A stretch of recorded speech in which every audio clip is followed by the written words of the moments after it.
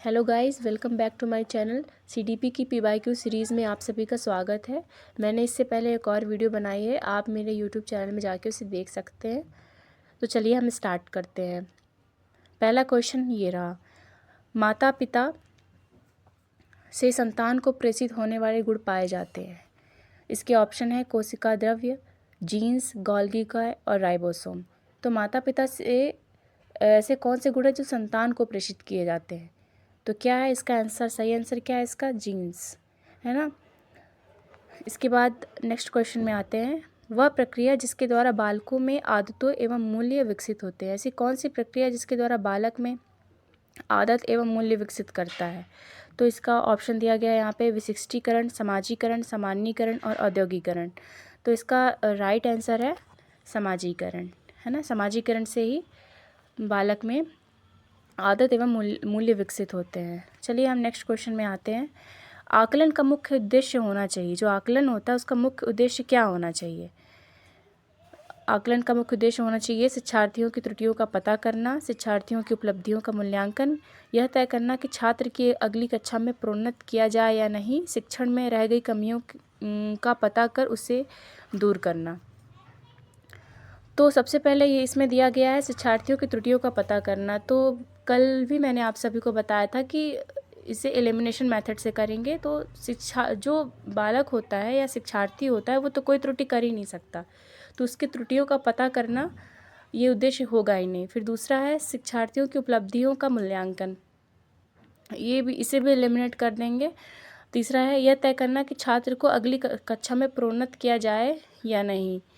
तो आकलन का ये उद्देश्य नहीं होता कि छात्र को अगली कक्षा में प्रोन्नत किया जाए या नहीं। इसका उद्देश्य, इसका सही आंसर होगा शिक्षण में रह गई कमियों का पता कर उसे दूर करना।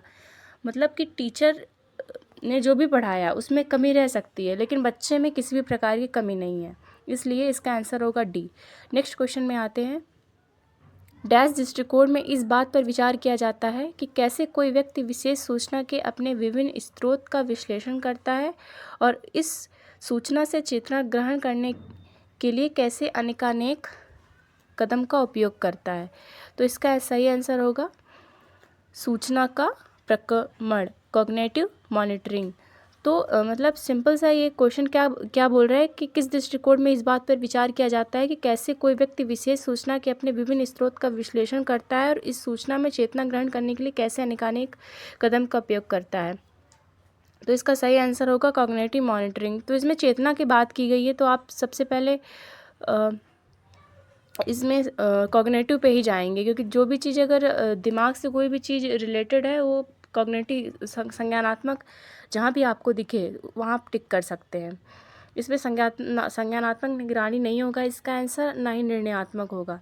फिर इसके बाद आइए हम नेक्स्ट क्वेश्चन पे चलते हैं कि क्वेश्चन क्या बोल रहा है कि आप 7 साल के बच्चे को किराना की 10 वस्तुओं की खरीदारी सूची दिखाते हैं और जब आप सुपरमार्केट जाते हैं तो उसे उन्हें याद रखने के लिए कहते हैं। आप संकेत देते हैं कि इसे करने का आसान तरीका है वह सूची की वस्तुओं को फलों, डेयरी उत्पादों और फ्रोजन पदार्थ जैसी श्रेणियों में व्यवस्थित करें। आप डैश के जरिए बच्चों की याद रखने की क्षमता को बढ़ा रहे हैं।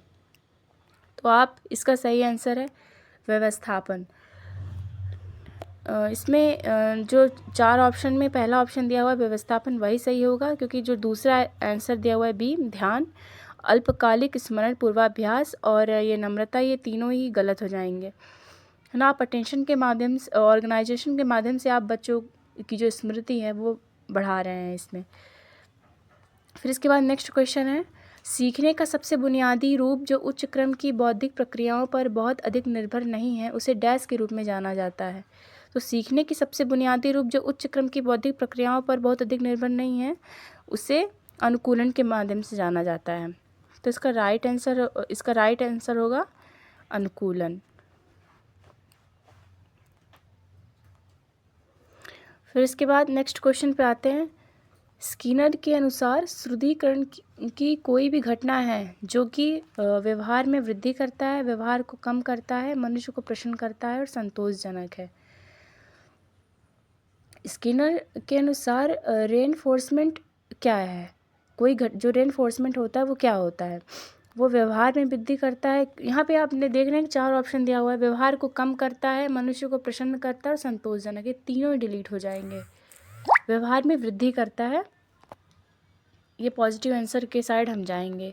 इसके बाद नेक्स्ट क्वेश्चन पे आते हैं। चरित्र का विकास किसके द्वारा किया जाता है? Will power, conduct and behaviour, morality, all of the given option. तो इसका सही आंसर क्या होगा? इसका सही ऑप्शन होगा all of the given option. मतलब जो चरित्र का विकास होता है वो चारों के माध्यम से किया जा सकता है। इच्छा शक्ति के माध्यम से, आचरण और व्यवहार, नैतिकता और दिए गए सभी विकल्प, इन चारों के माध्यम से किया जाता है। नेक्स्ट क्वेश्चन पे हम आते हैं। डीबी को सीडी में विकसित होने से रोकने की टेक्निक मनोवैज्ञानिक क्या करता है?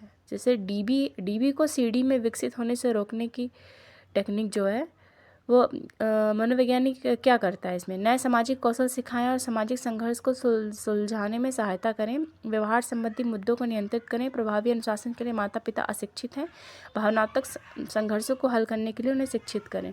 तो हम ये समझ जैसे कोई व्यक्ति ए है, उसे बी में विकसित होने से रोकने, मतलब कोई जैसे कोई एक छोटा सा बालक है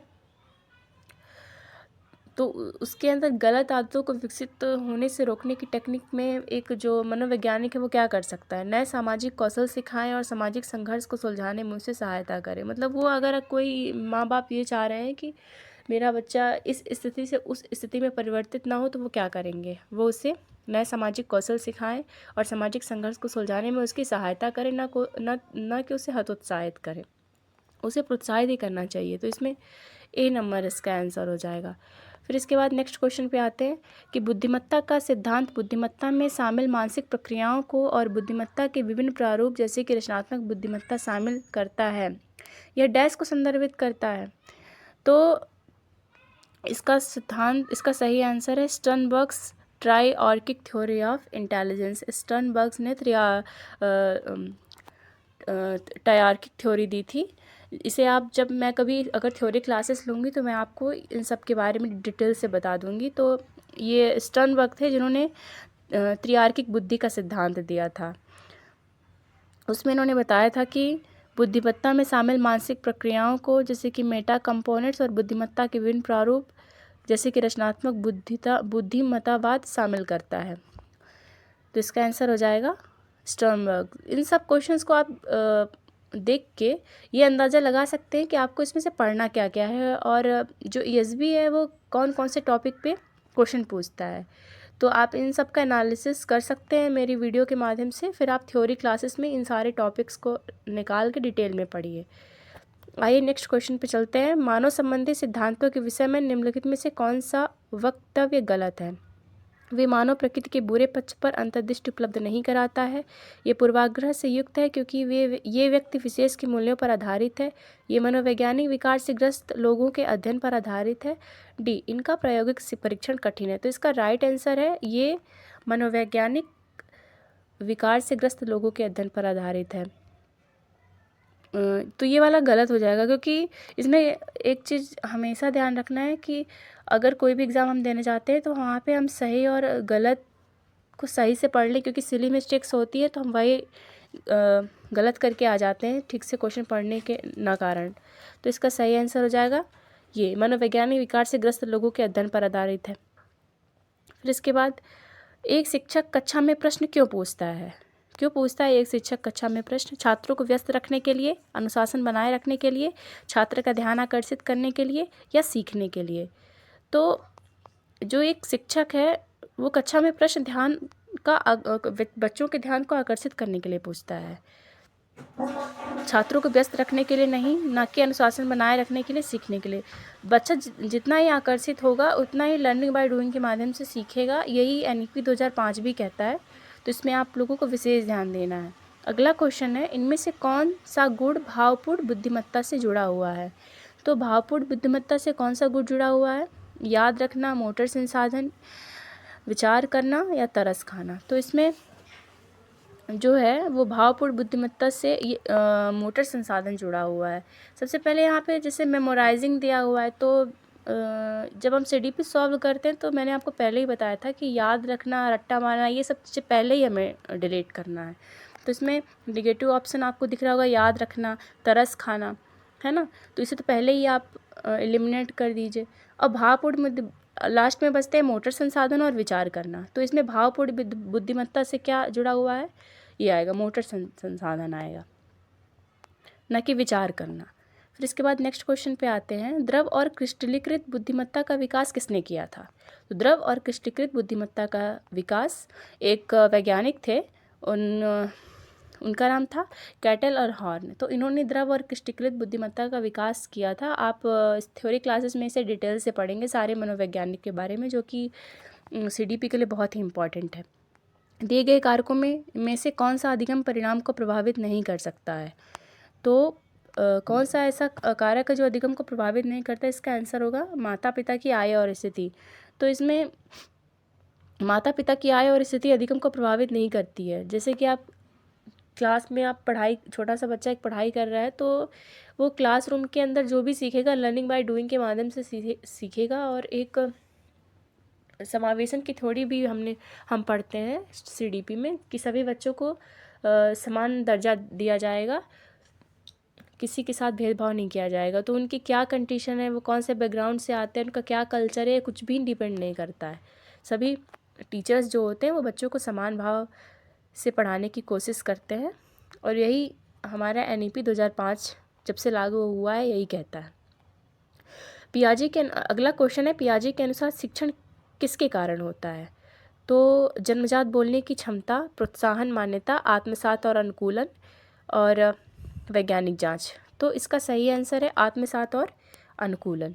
जो शिक्षण है वो आत्मसात और अनुकूलन के माध्यम से होता है।